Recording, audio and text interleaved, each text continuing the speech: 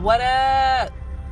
This is Francesca Keene Fuller, aka Frannie, coming at you in the Target parking lot.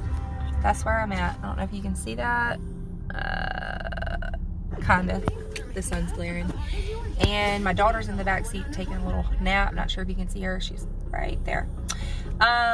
So yeah, sitting in my car, got some notes here, and this is episode 1 of Feelings with Frannie. That's what we're gonna do here today, guys.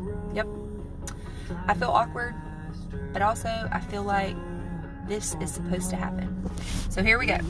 I got some notes here because I have a tendency to like chase rabbits or squirrel moments. I have lots of those moments, so just bear with me. Also, I don't have a mount for my phone yet, so just bear with me. I'm gonna try and keep it as steady as possible. I kind of got my phone like posted up on my steering wheel here. I'll do better. I'll get me a little car mount or whatever. See, squirrel again. So for a long time, I've had this stirring just in my spirit, in my soul, to share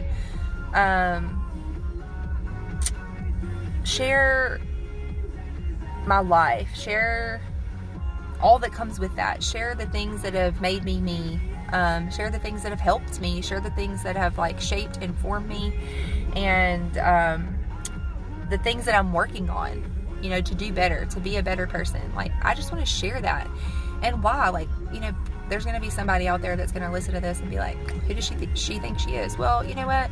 I don't think I'm really anybody special, but I know that I've lived a lot of life in my short 30 years. And so I just feel like some of the things that I've lived through and that I'm living through could probably help somebody else if I just share how I've gotten through it or what's helped me get to this point in my life. And so if that's you, if you're watching and you're like ready for a change, I hope that something I say motivates you. I hope that you can gain something from me just being me, raw, and getting it out there. So episode 1, Feelings with Frannie. Here we go. I haven't always been the kindest person, the kindest human being. I haven't always been that person. I would be even willing to say that I probably didn't become a really, really kind person until I became a mom. Man, becoming a mom or becoming a parent, if you truly allow it to, it's life-changing all on its own. It just helps you see the world better. But yeah, so becoming a mom really probably was like a huge turning point for me in my life. But there are some people that are going to watch this and they're going to think, they're going to know me and they're going to say, well, like, she's always been kind. And that's just because I've known them. But I truly have not always been a kind person to myself, to others, to the world, you know, whatever. So since becoming a mother, I've really worked on that. And then really in the past year, I've really worked on being stronger in that aspect. Like, I just want to be kind. And so I've been listening to this guy, his name's Gary Vaynerchuk or Vaynerchuk, not sure which. Gary V. You can look him up on YouTube, you can look him up on Instagram, Facebook, he's all over. Self-made millionaire, truly a phenomenal person. If you just listen to him and just digest what he's saying, he really is a good human being, and what he has to say could change your life if you just like ingest it and then like take it and do what you can with it, because he's just I think my personal opinion is he's changing lives like every time he opens his mouth. So if you get the time, look him up. Gary Vaynerchuk, Gary V. Look him up. He's awesome. But I've been listening to him the past couple of weeks. I've just been watching videos, and he's really got my mind like rolling with what he talks about. He talks a lot about the internet, and he talks a lot about perspective. And so perspective for me, for a long time, I'd say past 6 months to a year, I've really been focused on other people's perspective. And so when I started listening to Gary Vee, and he talks a lot about perspective, it just was like something clicks, and like, so I'm just obsessed with everything he has to say right now. And so perspective for me is wisdom. If you can gain that perspective, that's wisdom. Because if you allow yourself to look at situations from others' eyes, or if you get the perspective of somebody that's lived through something ahead of you, you know better how to do things or how to react, or just, it's wisdom. Perspective is wisdom. So we're coming up on the year 2020, and I'm sure that there's going to be lots of things out there. There's probably lots of things already out there, like play on words, because I thought this too, and I know I'm not the only one. So hindsight is 2020. We've all heard that, but that's the year we're coming up into. And so, like, I want to live my life like that. I want to live my life in hindsight, which is impossible. We can't live in hindsight, because hindsight is what we have lived through and know better of, right? Like, hindsight is like being on the other side and, oh, that moment, you know? So we can't really live like that, except we can. Because if you truly focus, like what I'm focused on right now, is to live in that. Like, I want to gain so much perspective from other people that have lived life ahead of me, and that have, you know, sorry, my hand kind of went to sleep. But like, I want to gain the perspective of others that have lived before me and lived through things and gone through things and made it out better. Like, that's what I want to do. And so that, for me, going into 2020, that's how I'm going to live my life. And so, let me make sure where I'm at in my notes. Oh, so we're going to talk about, or I'm going to talk about the whole perspective thing. And like, listening to this Gary Vee guy, he, like I said, he's really got my mind going. And so for the past couple of weeks, I've just been like watching videos of him talking, and really, he's just a really motivational speaker.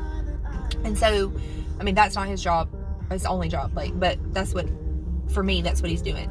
And so he talks a lot about the perspective thing and legacy. Like, like, he talks about the legacy that he wants to leave behind. And so it's got me thinking about the legacy that I'm leaving behind. And I just want, when I die, I want people to say that I was kind. Like, that's all I want. And so that's how I've chosen to live my life. Like, if I can't do anything else, I'm just going to be kind. If I can't win somebody's approval, I'm just going to be kind. And like, not that that's my goal in life. Like, I don't care about other people's approval. Although, like, we do that. And like, that's an age thing, like getting to the point where you just don't care. But like, if I can't get somebody to be on my team, I'm just going to be kind to them, period. Or if you're out in the store and, you know, somebody's got a bad attitude for whatever reason, like, I just want to be kind to that person. And you know what, I know right now, like, saying that, like, I'm not always gonna succeed in that, because, you know, I have bad days too. And so, like, I'm not always gonna be the kindest person that I can be. And so even Ellen DeGeneres, like, in her stand-up special, Relatable, she talks about how she has like sped past somebody, you know, on the interstate or whatever, and then get to the point where they look over and they're like, you know, we all can't be kind all the time, right? But we can do our best. And so, Ellen, I love you, and I wasn't dissing you at all, by the way. I just remember that part in your stand-up. You said something about, anyways, that's not important. See, squirrel. Ellen's kind, be like Ellen. Be kind. That's really the whole moral of that right there. And what I was trying to say really is, the legacy that I'm working on leaving behind is that I just want to leave things better than the way that I left them. Period. I just want to be kind, and I want people to say those things about me when I'm not around and when I'm dead and gone. And so that's what I'm doing right now. Everything I possibly can to be that person. And so, moving forward, I want to ask you this. What is it that you want to see change in 2020? Because that, I know right now, like, that's the point where everybody's at. They're like thinking of New Year's resolutions and goals, and like, where what am I going to change to make me better? Right? That's where you're at. So what in 2020 do you want to see change? And what I really want to emphasize on is like, it begins and ends with us. Like 8 months ago, I decided that I was sick of looking in the mirror and being disappointed. And so I changed the way that I was eating. I changed my daily eating habits. And because of that, 8 months later, I've lost 30 pounds. And I'm still going. Like, I just started January Whole 30 2 days early. But I do that because I know that there is no substitution for healthy eating. Like, there is no pill. There is no special meal. There is no thing that you can buy for a quick fix. There is no substitution for healthy living and eating, period. And that's how I feel, and you can't change my mind on that, because I'm a product of that. I know for 8 months that I've been focused on, really the main thing that I've been focused on is 80-20. 80% of what I put in my body is good, healthy, clean food, or water is really the majority of what I eat. And for 8 months, I have allowed myself grace. For 10-20% of what I have put in my body for 8 months has not been clean or healthy, but the majority of what I have has been good, clean food. And I've lost 30 pounds. So like, you can't outwork a bad diet. There is no substitution for healthy living and healthy eating. Let's get back on my notes. Okay, so 2 months ago, I decided, you know what? I'm really not doing so great at being positive. I was just in a funk. Like, I don't know. I was waking up and I was just like, I think we all get like that sometimes. But I recognized it. I recognized it in myself, and I didn't like it. And so for the past 2 months, I've been making a point to get out of bed early before anybody else in my house rises up. And I've been making a point to do yoga or have journal time. Definitely have some Jesus time.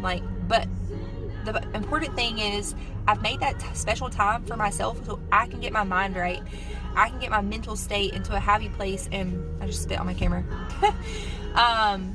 So for 2 months, that's what I've been doing. And like, the change that I've seen in myself, and just like overall around me, like my husband has looked at me so many times and he's been like, I didn't think you were going to react that way. Because he's so used to me. I don't want to say that. But he had become accustomed to me like freaking out or having a meltdown or just not being positive. And so for the past couple of months, there have been a couple of things that had come up, and he just looked at me and like, I didn't think you were going to react like that. Which is a good thing, because it was like me being calm and patient and understanding. And so it's been great. But I said that because it's up to me and it's up to you. Like, if you want to see a change, if I want to see a change, it starts and ends with us. And so what do you want to see change in 2020? Excuse me. So I had notes. Let's see where I'm at. Make a decision. Plan it out. I have this right down because this is important. Make a decision. Like, whatever it is you want to see change in your life. Is it your finances? Is it your weight? Is it your happiness? What is it that you want to see change? Make a decision about it. If it's your weight, change the way you're eating. Period. That's all. That's all you have to do. If you want to see yourself lose weight, change the way you're eating. Period. There's nothing else. Period. If you aren't happy, if you're not a happy person, you can fix that. Easy. Because we have a choice. Like, I don't care what you're walking through in your life. We're all walking through something. We all have challenges. We all have hardships. We all have trials and tribulations in our life. God promises that. Like, I mean, it's just there. It's going to happen. It's what you do with it that makes a difference. So if you're not happy, what can you change to make yourself happy? So for me, I was living in this state of like complaining and just, I don't even know, like a simple way to say it. Like, I just wasn't being as positive and happy as I could be. And so for me, I know what works for me. I don't know what works for you, but I'll share this with you. When I was a teenager, I had a doctor, psychologist person, not really a psychologist, not like a licensed person, but a counselor. We'll say that, a counselor. She told me to start journaling. like if I have a big emotion, write it out. If I want to cry, if I get mad, if I, whatever, just write it out. And so I know journaling works for me. So if I have something that I need to express and I don't feel comfortable talking with my husband with that, and that's okay. Like, not everything is meant for your husband. I don't know if anybody's ever said that to you, but it's not. And, like, I'm chasing a rabbit again, but I feel like this is important to say. I had somebody in my life tell me one time, you need one person for one thing, and one person for, like, your husband cannot be all the things. So if you need somebody to, like, vent to about your mother or your mother-in-law or your friend that's giving you some hard times, like, if you need somebody to vent to, don't always go to your husband for that, because he doesn't want to hear you bitching all the time. Period. He doesn't.